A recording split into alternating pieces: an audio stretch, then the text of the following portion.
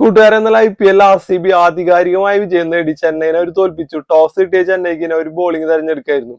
RCB 20 ഓവറിൽ 218 run അടിച്ചു. ചെന്നൈക്ക് അത് മറികടക്കാൻ പറ്റില്ല. 27 റണ്ണിന്റെ വിജയമാണ് RCBക്ക്.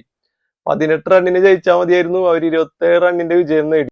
RCBയിൽ ഇന്നലെ ബാറ്റിങ്ങിന് ഇറങ്ങി ആരും തന്നെ മോശമാക്കിയില്ല. എല്ലാവരും നല്ല രീതിയിൽ കളിച്ചിട്ടുണ്ട്. ജയിച്ചേ തീരൂ എന്നുള്ള രീതിയിലാണ് എല്ലാവരും കളിച്ചത്. അതുകൊണ്ട് തന്നെയാണ് ഇങ്ങനെ ഒരു വിജയം നേടാൻ കഴിഞ്ഞത്. ബൗളിങ്ങിലായാലും നല്ല രീതിയിൽ കൃത്യമായ ഇടവേളകളുള്ള ഒരു വിക്കറ്റ് വീഴ്ത്തി. ചെന്നൈയുടെ ബാറ്റിംഗ് നിരയിൽ ഒന്ന് പൊരുതി എന്ന് പറയാനുള്ള ജഡേജയും രവീന്ദ്രയും മാത്രമായിരുന്നു. ധോണി ഇതുപോലത്തെ കുറെ കളികൾ ജയിപ്പിച്ചിട്ടുള്ളത് നമ്മൾ കണ്ടിട്ടുണ്ട്. പക്ഷെ ധോണി ഇന്നലെ ഒരു പരാജയമായി മാറി. അതുകൊണ്ട് തന്നെ RCB വിജയിക്കുകയും ചെയ്തു. RCB 6 കളികൾ തുടർച്ചയായി ജയിച്ചുകൊണ്ടാണ് ഈ പ്ലേ ഓഫിൽ എത്തിയിട്ടുള്ളത്. ഈ ഒരു ജയത്തോടു കൂടി RCB ചെന്നൈയുടെ കയ്യിൽ നിന്ന് 4ാം സ്ഥാനം പിടിച്ചു വാങ്ങി എന്ന് തന്നെ പറയണം. അവർ 14 കളിയിൽ നിന്ന് 7 കളി ജയിച്ചു, 7 കളി തോറ്റു. ചെന്നൈയും 14 കളിയിൽ നിന്ന് 7 കളി ജയിച്ചു, 7 കളി തോറ്റു. RCB ജയിക്കുന്നു പറഞ്ഞിട്ട് കുറച്ച് കൂട്ടുകാർ നമുക്ക് മെസ്സേജ് അയച്ചിരുന്നു. അപ്പൊ നമുക്ക് അതിൽ നിന്ന് ഒരാൾക്ക് ഗിഫ്റ്റ് കൊടുക്കണം. കുറച്ച് പേര് അയച്ചിട്ടുള്ളൂ. അപ്പൊ നമുക്കൊന്ന് തെരഞ്ഞെടുത്ത് 28 നമ്പർ കിട്ടിയിട്ടുള്ളത്. അപ്പൊ അദ്ദേഹത്തെ നമ്മൾ കോണ്ടാക്ട് ചെയ്യുന്നതായിരിക്കും. ഇന്ന് IPL 2 മത്സരങ്ങളുണ്ട്. ആദ്യ മത്സരത്തിൽ ഹൈദരാബാദും പഞ്ചാബും തമ്മിലിന്, രണ്ടാം മത്സരം KKRും രാജസ്ഥാനും തമ്മിലിന്.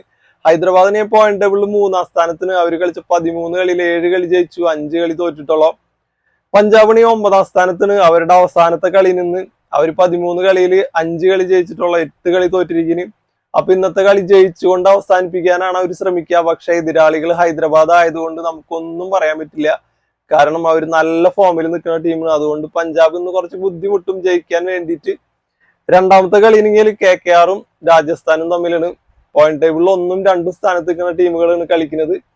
അപ്പൊ ഒരു നല്ല കളി തന്നെ കാണാൻ പറ്റും. KKR പോയിന്റ് ടേബിളിൽ 1ാം സ്ഥാനത്താണ്. അവർ കളിച്ച 13 കളിയിൽ 9 കളി ജയിച്ചിട്ടുണ്ട്, 3 കളി തോറ്റിട്ടുള്ളൂ.